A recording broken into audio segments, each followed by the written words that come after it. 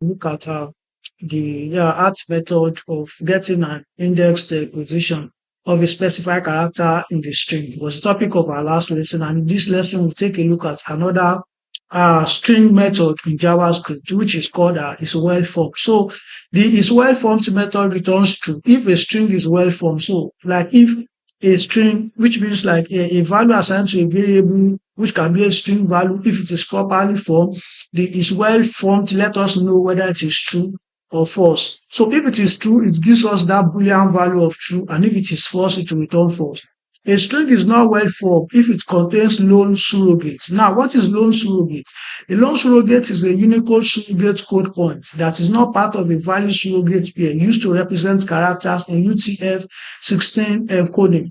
Remember that when I talked about the code point at the other time, I explained that the computer does not understand this normal English that we write in our programs, but it it has a method by which it converts each character to a number value, a code that it understands to interpret the meaning of whatever it is that we give to our program.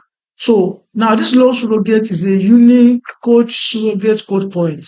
If you look at, I'm trying to recollect, there's one of the lesson where I've explained what a UTF-16 encoding is. So it's just a way of representing character. So if there is an invalid way of representing part of your string in your code, or part of your, whatever it is that you are trying to find out if it is well formed or not, it will give you a false value if it is not well formed. So as long as the code is not part of value surrogate pair used to represent character and UTF-16 encoding, it will always give you a false value. So you can take time to check online and see what a UTF-16 encoding is in computer, so that you understand how your computer works with characters and represents it in such a way that it understood what it meant when you give it a value that is not in the form of zeros and ones, which are the only two numbers that computer understands. So